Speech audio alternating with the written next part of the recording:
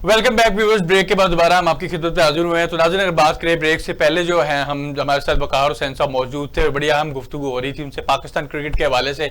उसमें test match के हवाले से भी बात हुई और जो बेसिकली पाकिस्तान के स्पिन विकेट ट्रैक्स जो अब बनाए गए हैं उस पर भी बात हुई स्पिन के हवाले से कि पाकिस्तान ने बड़ी स्ट्रेंथन की अपनी टीम को। स्पिन अटैक जब पाकिस्तान ने इंट्रोड्यूस कराया तो पाकिस्तान मैचेस जीता है समहाउ। और जो है अब हमें एक नए गेस्ट ने ज्वाइन किया हमारे साथ इस टाइम जो है उस्मान सदीकी साहब मौजूद हैं, जो है बेसिकली साबिक क्रिकेटर हैं। उनको वेलकम करते हैं शो में। Sir, very welcome in the show. जी बहुत शुक्रिया अली, अस्सलाम वालेकुम। वालेकुम सलाम। सर, आपका शुक्रिया आपने प्रोग्राम के लिए टाइम दिया। सबसे पहले ये बताइए कि जो बेसिकली रिजवान है, मोहम्मद रिजवान, उनके बारे में अनाउंसमेंट आ रही है। मोस्ट प्रोबेबली इनको कप्तान बनाया जा रहा है व्हाइट बॉल फॉर्मेट का। और मैं तो पर्सनली बिलीव करता हूँ कि चॉइस ही आपके पास ये थी क्योंकि बाबर तो स्टेप डाउन कर गए हैं। तो आप ये जो डिसीजन होने जा रहा है मोहम्मद रिजवान का, तो आप भी समझो उससे खुश होंगे कि एक अच्छा डिसीजन होगा।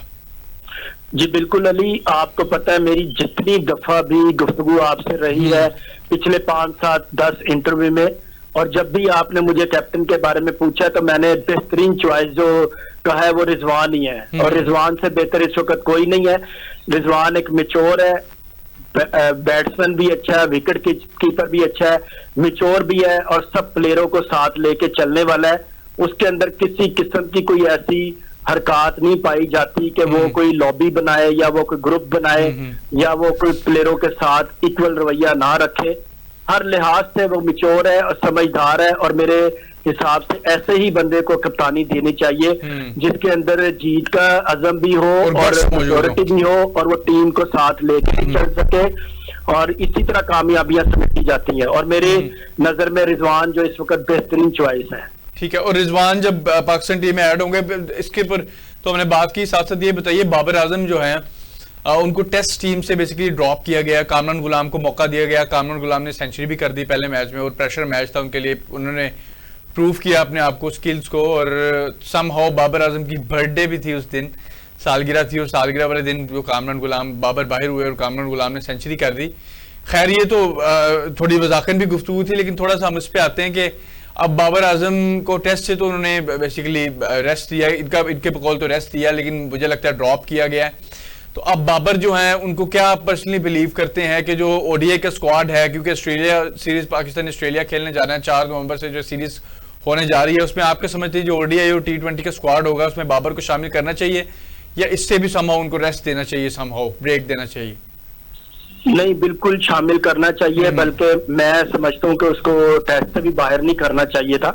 अच्छा। वो एक अच्छा खिलाड़ी है, बड़ा खिलाड़ी है पाकिस्तान का इस वक्त, क्या बल्कि दुनिया का अजीम तरीन प्लेयर है। तो मैं उसके हक में बात करूंगा, इस वक्त भी इसको ड्रॉप नहीं करना चाहिए था। जहां तक ख्याल है आपका कामरान गुलाम के बारे में, तो ठीक है, अच्छा टैलेंट है, उसने परफॉर्म किया है और आगे भी उससे बेहतर की उम्मीद रखनी चाहिए। लेकिन मैं वैसे आपसे पिछली दफा मैंने कहा तो था कि अगर कोई परफॉर्म नहीं कर रहा तो बेशक उसको ना खिलाए, जितना मर्जी बड़ा वो प्लेयर हो। तो लेकिन मैं समझता था कि क्योंकि ये होम सीरीज हो रही है तो कम से कम इन 3 टेस्टों में जो ना बाबर को जरूर रखना चाहिए था, उसको खिलाना चाहिए था। अलबत्ता हर एक की अपनी अपनी राय है, मेरी ये राय है कि उसे खिलाना चाहिए था।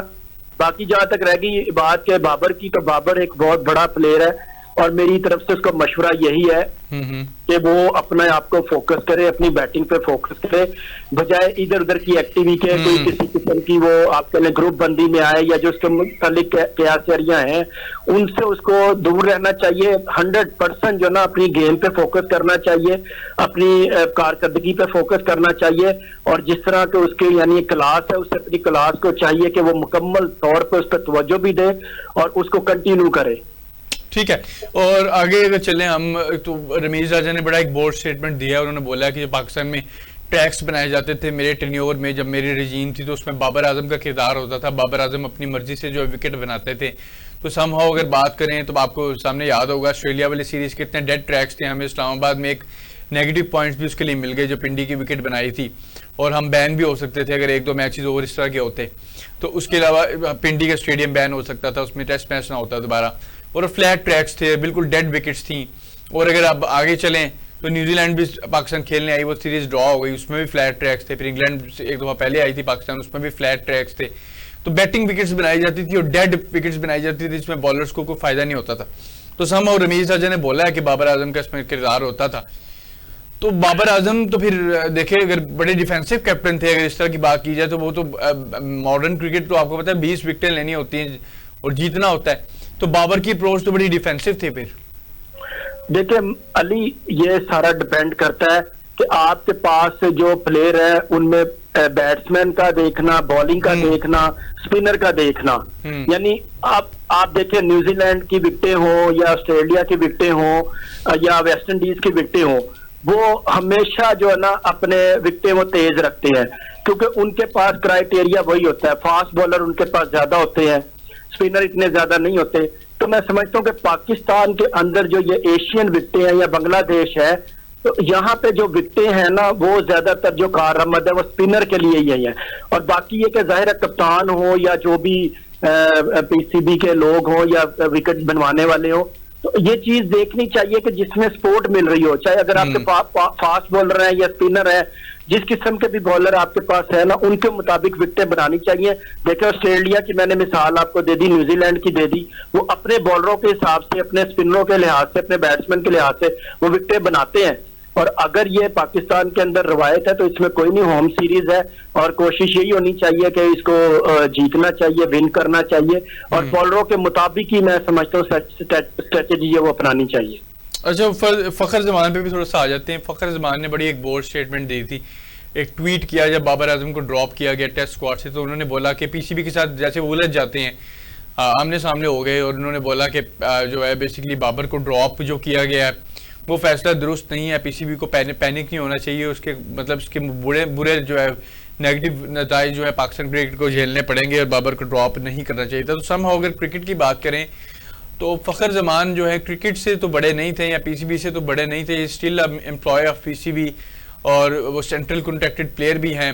और आप क्या पर्सनली बिलीव करते हैं कि ऐसे मौके पे, ठीक है बाबर बड़े परफॉर्मर है, पाकिस्तान क्रिकेट टीम का बड़ा नाम है, लेकिन स्टिल थोड़ा सा फखर को एहतियात तो करनी चाहिए थी ना, क्योंकि जो ये बेसिकली आप पीसीबी के साथ सेंट्रल कॉन्ट्रैक्टेड प्लेयर है, और क्या मैसेज जाएगा वर्ल्ड वाइड कि खिलाड़ी जो हैं डायरेक्ट हो गए हैं पीसीबी के साथ। बिल्कुल सही बात है। देखें जो प्लेयर खेल रहा होता है ना और वो कह लें कि ग्राउंड में इन होता है, तो उसको बिल्कुल मोहतात होके अपना जो है ना वो राय देनी चाहिए।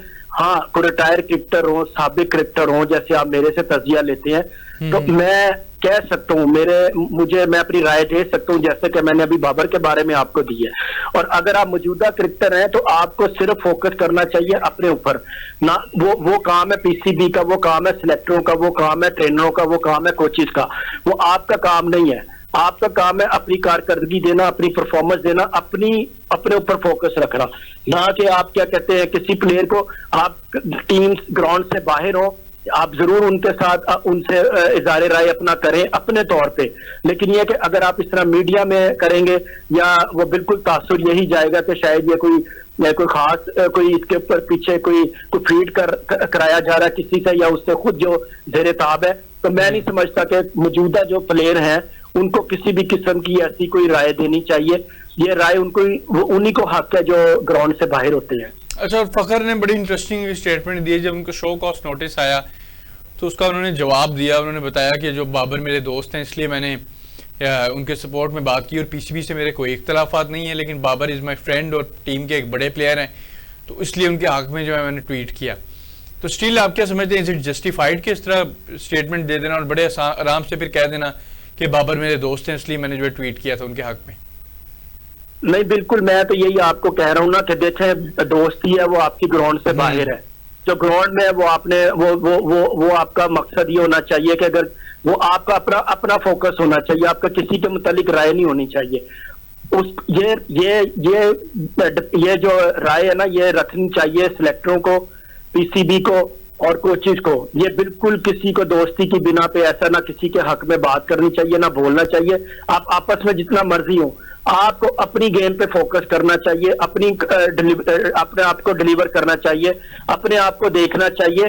दोस्ती यारी जो है ना ठीक है वो होनी चाहिए, रखनी चाहिए, लेकिन जहां आपका एक पाकिस्तान का है मामला और आप समझते हैं कि ये अगर प्लेयर आपको पता है कि ये परफॉर्म नहीं कर रहा, तो वो बेहतर है, वो कोचेज ने फैसला करना है, सिलेक्टर ने करना है, कप्तान ने करना है। तो मैं नहीं समझता, मैं इनको यही एडवाइस करूंगा कि आप अपनी गेम पे फोकस करें, अपने आप डिलीवर करें, और किसी के मामले में आप इस तरह हरगिज कोई ऐसी बात ना करें जिससे कोई कैद चिराइयां फैले। अच्छा, आमिर ने भी बड़ी एक इंटरेस्टिंग स्टेटमेंट दी, ट्विटर पे उन्होंने ट्वीट किया और बाबर के हक में हम बात की कि जो प्लेयर्स जो हैं इस तरह बोल देते हैं कि बाबर टीम में नहीं है तो उनको जो है इट्स पाकिस्तान टीम मैच जीतना शुरू हो गई है, तो इस तरह की बात है। तो आमिर ने बेसिकली कहा कि जो है बाबर को उन्होंने सपोर्ट किया और पर्सनली कहा कि खिलाड़ियों के साथ पर्सनल नहीं होना चाहिए। तो ये भी आमिर ने भी बड़ा एक इंटरेस्टिंग जो है चीज़ रेज की है पाकिस्तान टीम के हवाले से। देखिए अली, आमिर जो इस वक्त मौजूदा प्लेयर है, मैं समझता हूँ मौजूदा प्लेयर जो भी ना, उनको किसी भी किस्म के ऐसे मामले में नहीं आना चाहिए। जो बाहर प्लेयर है, जो आप कह लें कि ग्राउंड से बाहर है, जो रिटायर है, वो जरूर करे। और लेकिन जो मौजूदा इस वक्त खिलाड़ी हैं, हर प्लेयर को अपने फोकस करना चाहिए, अपनी कारकर्दगी पे करना चाहिए। और हाँ, उससे वो एडवाइस जरूर कर सकता है, अगर वो ग्राउंड में है, नेट पे है, बाहर है, होटल में है, उससे वो मशवरा जरूर दे सकता है कि यार तेरी कारकर्दगी मायूस कौन है, तो अपने आप को बेहतर कर, तू परफॉर्म कर। अगर दोस्ती यारी निभानी है तो उसका हौसला अफजाई करे, और ना कि इस तरह मकसद है कि मीडिया पे आके कहना। इस तरह तासुर यही फैलता है जो ग्रुप बंदी का, जो कि मैं समझता हूँ कि बिल्कुल भी किसी किस्म का ऐसा तासुर नहीं आना चाहिए। आपस में जरूर एक दूसरे से रखे कोऑर्डिनेशन, लेकिन इस तरह बयानबाजी पे जो ना वो परहेज करे, और मैं नहीं इस चीज के हक। लेकिन सर समहाउ बात जो फैंस कर रहे हैं, फैंस की भी इज़हार है, बात सुननी चाहिए। फैंस की वजह से पाकिस्तान क्रिकेट टीम जो है वो राइज पे है। बेसिकली फैंस ने कहा है कि बाबर को टीम से ड्रॉप किया गया, शाहीन को टीम से ड्रॉप किया गया, नसीम शाह को टीम से ड्रॉप किया गया, तो समहाउ रिजल्ट्स आना शुरू हो गए। इनके इख्तिलाफात थे पहले आपस में, शाहीन हो कभी वो शोल्डर से हाथ हटवा देते थे शान मसूद का, कभी ऐसे कभी वैसे। बाबर भी जो कप्तानी की वजह से मायूस थे, कप्तानी चलेगी, तो समहाउ उनको टीम से बाहर निकाला, तो आप मैच जीत गए हो।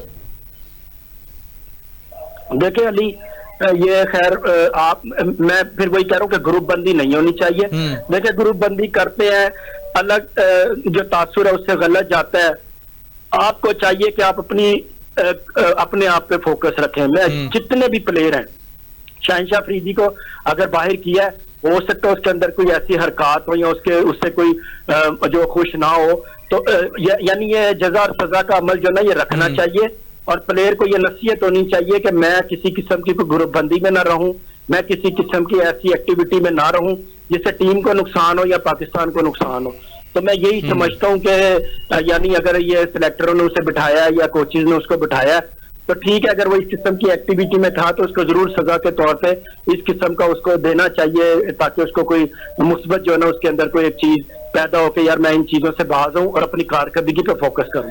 नहीं तो फखर को अब क्या समझते हैं कि शामिल करना चाहिए अब ऑस्ट्रेलिया के अगेंस्ट, क्योंकि ऑस्ट्रेलिया की जो सीरीज है उन्होंने बड़ी एक बोल्ड स्टेटमेंट, फखर जमान को बड़ी बोल्ड स्टेटमेंट वो ऑलरेडी दे चुके हैं, पीसीबी के साथ टकराव किया है उन्होंने फखर जमान ने। और ऐसी सिचुएशन में आप क्या समझते हैं कि क्योंकि जो स्टेटमेंट दी है कि पीसीबी को पैनिक बटन नहीं दबाना चाहिए, ये नहीं करना चाहिए, वो नहीं करना चाहिए, बाबर के हक में आ गए, इतना ज़्यादा बोलने लगे कि सम हो पीसीबी को भी उन्होंने बोल दिया, नेगेटिव कमेंट्स पास ऑन कर दी। तो इस सिचुएशन में आप क्या समझते हैं कि एज एक उन पे सम हो उनको फखर को एज अ पनिशमेंट जो है 2-3 मैचों के लिए बैन लगाना चाहिए, या स्टिल फखर अच्छे प्लेयर है उनको टीम में शामिल करना चाहिए? नहीं, टीम में बिल्कुल शामिल करना चाहिए, या मैं नहीं कहूंगा कि उनको बाहर रखें, लेकिन ये है कि हाँ उनको उनसे जरा सख्त किस्म का रवैया जरूर इख्तियार करें, उनको नोटिस वगैरह जरूर करें और उनको बिठाएं, उनको समझाएं, और इस चीज से उनको बाज रहने के लिए नेक्स्ट जो है ना उनको मना किया जाए। वो सिर्फ अपनी फोकस रखें अपनी कारकर्दगी पे, और मैं नहीं समझता कि टीम से उनको बाहर करना चाहिए।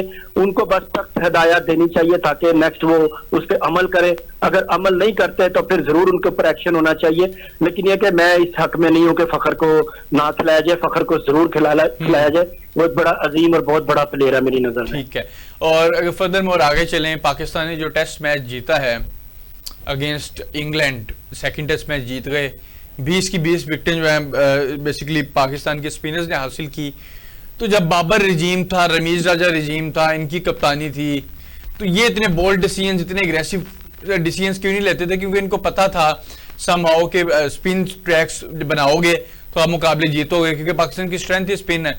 और अब फास्ट पेसर्स जो हैं उनको भी हेल्प नहीं देते थे, स्पिनर्स को भी हेल्प नहीं देते थे, फ्लैट ट्रैक्स आप बेसिकली बना देते थे।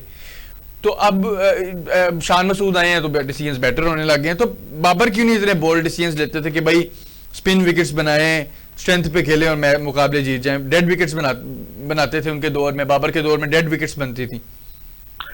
देखिए अली, इस चीज का जो क्रेडिट है ना वो मैं आकिब जावेद को दूंगा।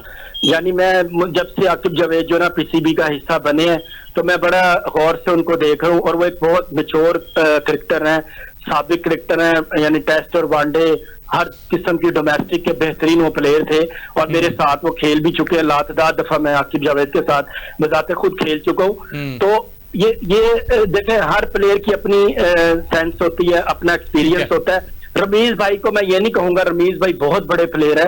रमीज भाई यानी जो उनकी क्लास है, मैं समझता हूँ कि जो उनका स्टाइल था खड़े होने का, मैं तो अक्सर ग्राउंड में जो प्लेयर थे ना जिनको बैट्समैन बैटिंग का जो मकसद रखते थे, मैं तो बल्कि रमीज भाई के बारे में ये कहा करता था कि अगर आपने कोई खड़े होने का स्टाइल अपनाना तो रमीज भाई जैसा अपनाया करें। लेकिन ये आकिब जावेद है, ज़ाहिर है वो लाहौर कलंदर में मुसलसल तकरीबन 4-5 साल से वो जो ना कोचिंग कर रहे थे, और उनको ये लाहौर कलंदर की वजह से जो ना मेरे ख्याल में काफी ज्यादा एक्सपीरियंस हुआ है। और क्या कहते हैं उसका जो असर जो उन्होंने पीसीबी में भी रखा है अपना, तो मैं समझता हूं कि ये आकिब जावेद को क्रेडिट जाना चाहिए कि उन्होंने बॉलरों के हिसाब से, स्पिनर के लिहाज से, और जो हमारी बैटिंग साइड है उसके लिहाज से, और जो भी मकसद तमाम जो भी फील्ड में मैचेस में जो अच्छी चीजें होती हैं वो उनको देखते हुए आकिब जावेद ने ये डिसीजन लिया होगा, और उसमें कामयाबी भी उनको हासिल हुई है। तो ये क्रेडिट सारा मैं आकिब जावेद को दूंगा। ठीक है, अब आखिरी सवाल ले लीजिए, इसको शॉर्टली थोड़ा सा बताइएगा, फिर हम शो अपना क्लोज करेंगे। कि जो बेसिकली हमारे जो पाकिस्तान टीम का अब लास्ट मैच खेलना है, सीरीज डिसाइडर भी हो सकता है कि पाकिस्तान वो मैच जीत जाता है तो पाकिस्तान सीरीज जीत जाएगा, इंग्लैंड जीत जाता तो इंग्लैंड सीरीज जीतेगा, कोई नहीं जीतता तो सीरीज ड्रॉ हो जाएगी। 1-1 से इस वक्त टाई है सीरीज जो है। तो क्या डिसीजंस लेने चाहिए? स्पिन विकेट पे ही जाना चाहिए मोस्ट प्रोबेबली, क्योंकि आपकी स्ट्रेंथ वही है। देखें, ये देखना पड़ेगा, ये तो देखना पड़ेगा कि विकेट की कंडीशन क्या है। विकेट स्लो है, स्पिनर के लिए मददगार है, फास्ट बॉलर के लिए है, ये विकेट की कंडीशन पे देखना पड़ना है, और विकेट की कंडीशन के मुताबिक ही आपको टीम बनानी पड़नी है। और मैं समझता हूँ कि इस वक्त जैसे अजहर महमूद है और ये आकिब जावेद है जिसका मैंने नाम लिया, और दूसरे तीसरे जितने भी इस वक्त हैं कोचेज हैं, तो मैं ये कहता हूँ कि जो कंडीशन है ना, कंडीशन के हिसाब से आपको जो ना वो रखना चाहिए मामला, प्लेयरों का जो बैटिंग है, बॉलिंग है, फील्डिंग है, कंडीशन के हिसाब से उसको कंडीशन के हिसाब से जो है मामला रखना चाहिए। बिल्कुल आपका पॉइंट आ गया, बहुत शुक्रिया हमारे साथ उस्मान सिद्दीकी साहब जो मौजूद थे, वैल्यूएबल एडिशन किया इन्होंने प्रोग्राम में। तो नाज़रीन, Pakistan is going to play the last test match 24 तारीख को पाकिस्तान जो है वो मुकाबला खेलेगा अगेंस्ट इंग्लैंड, वो सीरीज डिसाइडर होगा। अगर पाकिस्तान वो मुकाबला जीत जाता है तो Pakistan will win the series, और एक बड़ा एक पाकिस्तान के लिए मार्का होगा अगर पाकिस्तान ये सीरीज जीत जाता है। और मोस्ट प्रोबेबली जैसे रावलपिंडी में भी स्पिन ट्रैक्स ही बनाने चाहिए, क्योंकि आपके पास 3 अच्छे स्पिनर इस टाइम जो है मौजूद हैं, जिसमें साजिद खान है, नुमान अली हैं और समहाउ जाहिद महमूद है। साइम अयूब भी स्पिन कर लेते हैं, तो आपके पास अच्छे स्पिनर्स मौजूद हैं, तो आपको स्पिन की स्ट्रेंथ पे रह के आपको तीसरा मैच भी जीतना चाहिए।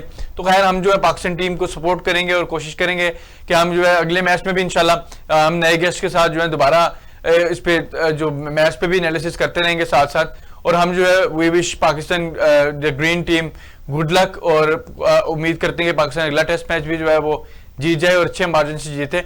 तो इसी के साथ जो हमें अपने प्रोग्राम को इख्तिताम करना है, हम नए प्रोग्राम में नए गेस्ट के साथ दोबारा आपकी खिदमत में हाजिर होंगे। तब तक के लिए अपने मेज़बान अली अजवत को दीजिए इजाज़त। अल्लाह हाफिज़। पाकिस्तान जिंदाबाद।